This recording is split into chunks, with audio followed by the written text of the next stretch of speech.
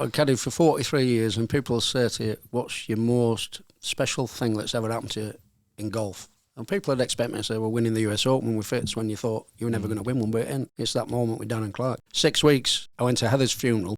Clarke is left with 2 young lads, probably 6 and 4 years old, whatever Tyrone and Connor were. And I got a phone call 3 weeks after the funeral. Billy, how you doing, Darren? You all right? Yeah, I want to ask you a question.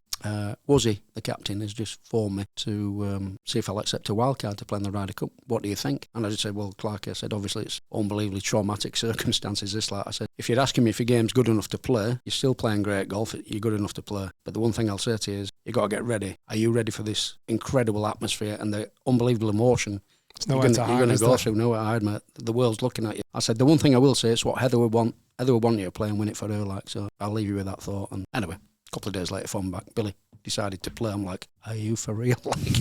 But like, fair play to him. So you get there on the Monday, getting the likes of Tiger and Phil Mickelson, all that, hugging him, tears, genuine tears. But, you know, make no bones about it. You walk to that first tee on the Friday for the first match. They ain't going to give a toss about Darren Clarke. They want a point for America, and it's professional sport. You can't accept that. And I walked to the tee a minute in front of Darren to get a few last minute things, you know, a bit of water, food, wet the towel, get the pin streak, get the bib on, etc. As I walked onto the middle of the tee, like walking onto this tabletop here, and I felt like Wembley Stadium were built around me. Every person stood up. They're all stamping their feet in the crowd, singing all that. I'm getting goosebumps now. It's 19 years ago. And I just thought, oh my God, how is he going to hit this opening tee shot? Because I just had a vision of myself hitting a foot behind it, Swiss roll in the divot, just enough to...